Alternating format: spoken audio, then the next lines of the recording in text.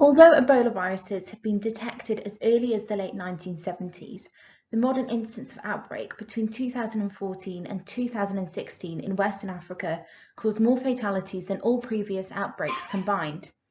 As one of the poorest countries, the epicenter of the epidemic, Guinea, ranked at 179th out of the 187 countries considered in the United Nations Development Programme's Human Development Index. The Ebola virus's unique ability to rapidly spread was only accelerated by an environment of greater global mobility, mismanaged aid, and interventionist operations. A general unpreparedness and a lack of infrastructure, in addition to miscommunications across key organizations, led to an accelerated spread of virus. The first official case was identified on 26 December 2013 in an 18-month-old boy who lived in Meliando, a small village in Guinea. A boy began to feel unwell, displaying symptoms including fever, black stools, and vomiting. He died just 2 days later. Although the source of infection is still unknown, scientific assumptions believe bats to have been the probable incubator for the disease. By second week of January 2014, members of the boy's immediate family had developed similar illness followed by a rapid death. The same was true for several midwives, traditional healers, and staff at the hospital in the city of Gukedo who treated them. Following the identification of 5 additional cases of identical patterns of fatal symptoms within the area, an official medical alert was issued to district health officials on January the 24th. After the warning speed at which symptoms had reached Guinea's capital city of Conakry, Ministry of Health in Guinea issued an alert for an unidentified illness. On that same day, staff at World Health Organization Regional Office for Africa formally opened an emergency management system event for a disease suspected at the time to be a Lassa fever. Shortly after, Pasteur Institute in France confirmed the illness as the Ebola virus disease. The first official case was identified on 26 December 2013 in an 18-month-old boy who lived in Meliando, a small village in Guinea. A boy began to feel unwell, displaying symptoms including fever, black stools, and vomiting. He died just 2 days later. Although the source of infection is still unknown, scientific assumptions believe bats to have been the probable incubator for the disease. By second week of January 2014, members of the boy's immediate family had developed similar illness followed by a rapid death. The same was true for several midwives, traditional healers, and staff at the hospital in the city of Gukedo who treated them.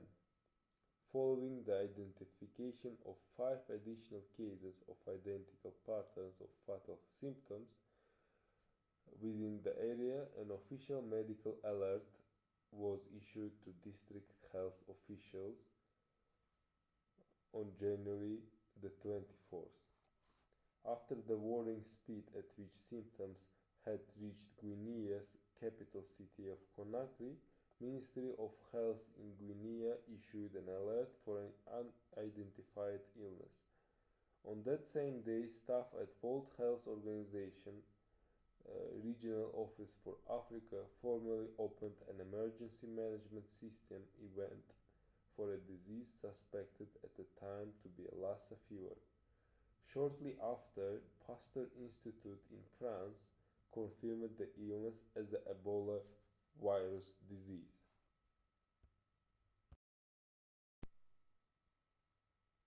On March 23, 2014, following 49 confirmed cases and 29 subsequent deaths, the World Health Organization officially declared an outbreak of Ebola surveillance system and poor public health infrastructure contributed to the difficulty surrounding the containment of the outbreak, and it quickly spread to Guinea's bordering countries, Liberia and Sierra Leone. By July 2014, the outbreak spread to the capitals of all three countries. This was the first time Ebola had extended out from more isolated rural areas into densely populated urban centers, providing unprecedented opportunity for transmission.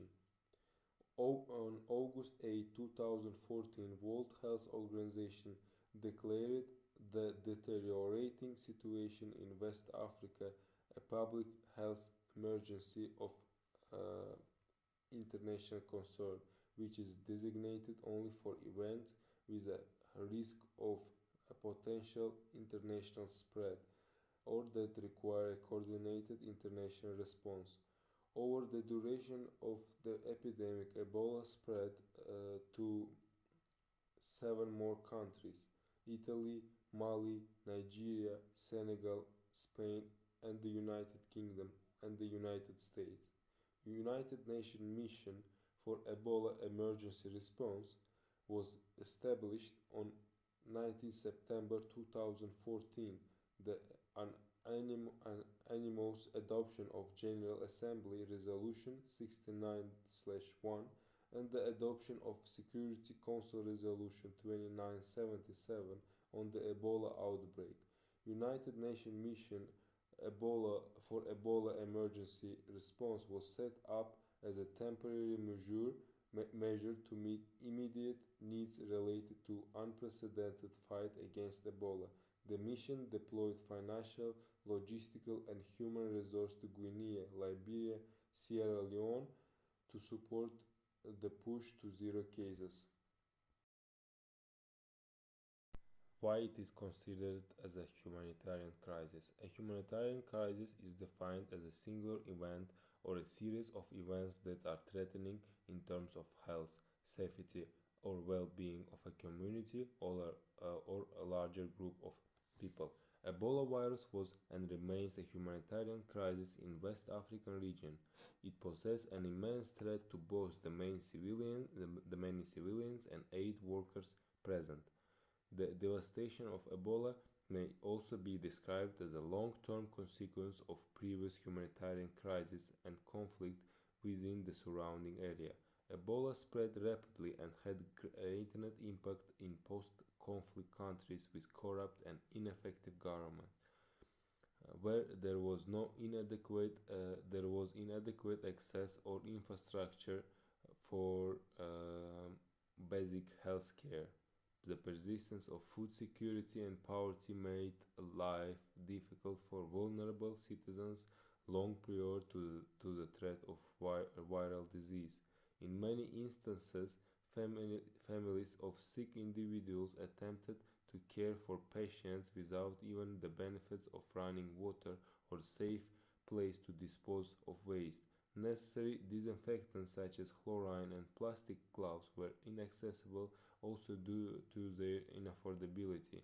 Left without access to treatment due to overburdened and or abandoned health facilities, many communities suffered with the added threat of existing diseases such as malaria. The Center for Disease Control noted these deaths were not counted in official statistics on Ebola deaths, although they are results of the outbreak.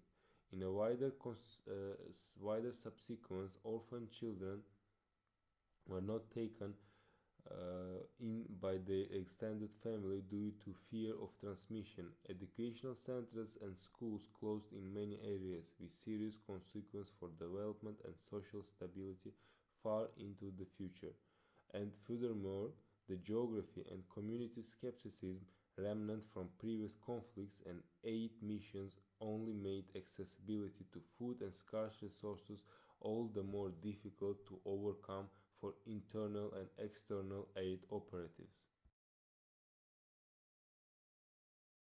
Attributing factors for exacerbated crisis. in countries in Equatorial Africa had experienced Ebola outbreaks for nearly 4 decades. Though they also have weak health systems, they know this disease well. All previous outbreaks, which remained largely confined to remote rural areas, were controlled with support from World Health Organization and other international partners in periods ranging from 3 weeks to 3 months. In those outbreaks, geography also aided containment. In contrast, Western African countries, which had never seen or experienced an Ebola outbreak, were poorly prepared for this unfamiliar disease at every level, from early detection of the first cases to orchestrating an appropriate response. Clinicians had never managed cases, no regional laboratory had ever diagnosed the patient specimen, no government had witnessed the social and economic upheaval that would accompany the outbreak of this disease. Population could not understand what hit them or why. As such, it took nearly 3 months for health officials and their international partners to identify the Ebola virus outbreak in Western Africa. By that time, the virus was already heavily immersed, the devastation of which were only amplified by high case mortality rate between 25 and 90%. As shown in the earlier timeline, March 2014 saw a few scattered cases had already been transmitted from Guinea to neighboring Liberia and Sierra Leone, but these cases were not detected, investigated, or formally reported to the World Health Organization. The outbreaks in these two countries cultivated for weeks before becoming visible as chains of transmission multiplied, spilled into capital cities, and became so abundant they could no longer be traced. Government health expenditure was low, whereas private expenditure, mostly in from of direct out-of-pocket payments for health service, was relatively high. The reaction from the affected states of Guinea, Sierra Leone, and Liberia can be categorized by a wave of initial resistance and denial. The World Health Organization reported in a 6-month retrospective analysis on the first cases of the outbreak that they were often met with violence from a fearful population. The community's fear appeared to be in response to the way intervention programs had been introduced. It also appeared to be due in part to the nature of the disease itself, which, as with other infectious diseases, disrupted the traditional cultural customs and behavioral practices for caring for the sick and dealing with a dying relative, friend, or member of the community. This resistance carried through to the lack of governmental response for emergency investment into healthcare provisions. The World Health Organization recommends a minimum of 1 healthcare worker for every 439 individuals. However, Sierra Leone had 5,319 people per 1 healthcare worker as of August 2014. It is also interesting to note that much of the research available surrounding local government handling at the initial instance of the Ebola outbreak was carried out at an observational distance, and there is actually limited detailed research about the local and national responses to the Ebola virus epidemic. This is a consequent missed opportunity for internal organizations and communities to improve policy and practice responses for future such instances. As Ebola and its observed impacts began to gain momentum, the major goal of public health education aimed to deter bushmeat consumption due to the accepted link between animals and human beings in spreading the virus. The Sierra Leone government announced bans on the sales of bushmeat, spreading alarm and dismay among consumers and the many people who made a living from the trade, and as such, this was met with limited success. They attempted to spread strong warning messages to encourage people to report any virus symptoms within their families, emphasizing that Ebola kills, Ebola is incurable, and that there is no vaccine. Again, this was effective in fear-mongering, but has left many communities with undesired long-term trauma and stigmatization. Between July of 2014 and March of 2016, the coordinated response with the 1,450 deployed responses from the CDC led to the formation of collective contract tracing operations. This was a crucial partnered response to the success of reducing transmissions across all 3 countries. The aid of international communities was also pivotal in not just a national but a global effort to understanding the chains of transmission amongst the evolving strains of the viral disease and rapidly isolating contacts who became symptomatic. As of late 2015, the treatment capacity far exceeded epidemic need in all three countries, and accordingly, the World Health Organization, in coordination with the local ministries of health, continued to pursue the safe decommissioning of surplus Ebola treatment centres. 8 core centres were retained in Guinea, strategically located to ensure complete geographic coverage for neighbouring states, with additional rapid response capacity held in reserve. Other important measures included banning traditional burial practices, which were a major route to transmitting Ebola. Traditionally, local people washed the dead bodies, even kissing them before burials. Unsafe burial practices remained of concern throughout the epidemic, although there was sufficient capacity to conduct safe burials at the national level. In June 2016, the World Health Organization office in Guinea received 56 reports of unsafe burials. Considering the long-term responses to the epidemic experience and future preparedness for such events, there is a concern for the lack of local government resources and initiative in supporting survivors and others impacted by the crisis. Many survivors and their relatives continue to experience stigma, victim blaming, and social isolation, with a number of complex unmet needs. The long-term socio-cultural, economic, and health impacts of Ebola virus disease are things which still require much research and consideration. So for evaluating the extent of involvement from international communities, it is helpful to categorise response into both global government and non-governmental organisational initiatives. In the short term, reactions are notably urgent and authoritative.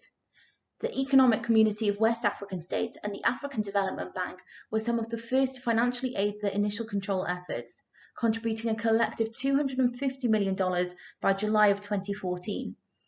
This was in part due to the fast communication links provided by geographical proximity to the crisis. The African Union were also crucial in sourcing healthcare workers to affected regions. Almost 2,000 personnel were distributed from Eastern Africa by October of 2014. Doctors Without Borders acted as the leading organisation responding to crisis prior to the UN September intervention. They constructed several treatment centres in the area. Samaritan's Purse also provided key direct patient care and medical support within the first crucial months. Even organisations such as the International Charter on Space and Major Disasters activated their specialised technology provisions for the nature of this epidemiological crisis. The midst of the epidemic saw a rallying of resources and support from international communities. By March 2015, the European Council surpassed the EU's promised funding by donating $1.2 billion to the West Africa Ebola Outbreak Fund. The partly EU-funded Innovative Medicines Initiative was fundamental in forming 8 key vaccine and diagnostic projects in the later months of the epidemic in 2015. Perhaps most significantly, the World Bank provided $500 million in financing medical supplies and personnel. This was of a special importance given the initial underestimation of costs provided by the World Health Organization for achieving zero case capacity. In the long run, the battle to achieve zero cases is yet to be achieved across the region. The continuing support of international non-governmental organisations and independent contributions from countries are crucial. These are important in maintaining the efforts and increasing both regional and global understanding of the virus risks and ways of transmission in eliminating its spread. It is interesting to observe that the largest contributions appear to be from the states in which Ebola reached, such as the United Kingdom and particularly the United States. The immediate response from the United Nations can be described by that of cautious observation. This was their first great involvement with a humanitarian health crisis of this nature and threat. However, once considered and strategized, the UN partnerships have inarguably provided some of the most impactful work to the immediate and continuing efforts to reduce case transmission and remedy the root causes that allow the virus to fester to such a degree. In July of 2014, the World Health Organization convened an emergency meeting with health ministers from 11 countries and announced collaboration on a strategy to coordinate technical support to combat the epidemic. In August, they declared the outbreak an international public health emergency and published a roadmap to guide and coordinate the international response to the outbreak, aiming to stop ongoing Ebola transmission worldwide within 6 to 9 months and set out a guideline cost for $1 billion minimum investment in combating the epidemic, a goal and guideline which were shown to unfortunately be far from the reality. On the 18th of August, the World Food Programme announced plans to mobilise food assistance for an estimated 1 million people living in restricted access areas. In an 18th of September Ebola Response Roadmap Situation Report, it was said that as of that date, the World Food Programme had delivered an estimated 3,000 metric tons of food to the worst affected areas. That was enough to feed 147,500 people in need. They also assisted in the transportation of 400 cubic meters of medical cargo. The UN, of course, faced criticism amongst academics for its caution in avoiding vocal declaration for the emerging state of humanitarian crisis in Western Africa. September 2014 saw the Security Council's eventual declaration that the Ebola virus outbreak was indeed a threat to international peace and security. The Security Council unanimously adopted the United Nations Security Council Resolution 2177, which urged UN member states to provide more resources to fight the outbreak. This resolution was the first in the history of the Security Council to deal with a public health crisis. It was sponsored by 131 countries, which at the time made it the most broadly supported of the 2,176 Security Council resolutions since 1945. This announcement was crucial in rallying international response from men. Following this delayed declaration of emergency, the creation of the United Nations Mission for Ebola Emergency Response provided the primary task force for coordinating the UN agencies and other international non-governmental organizations' vast resources in combating the epidemic. The task force collaborated closely with governments, regional and international actors, such as the African Union and the Economic Community of West African States mentioned earlier. Ghana's government also provided Accra as a service base for their operations and distributions. The United Nations Children's Fund budgeted a $200 million program to respond to the Ebola outbreak, part of the $1 billion total UN program. Of this, $65 million was provided to programs in Liberia, $61 million to Sierra Leone, and $55 million to Guinea, according to case need, relative population, and existing infrastructure in those areas. An additional $10 million was used to help neighbouring countries be better prepared for a potential spread of the disease within their borders.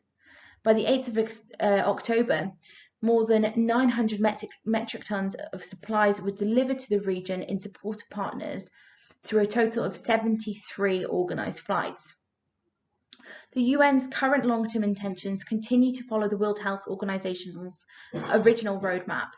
In this continued sustained phase of containment, the focus of UNMIA and its partners will remain the improvement of preparedness, strengthening of active surveillance systems and diagnostic capacity.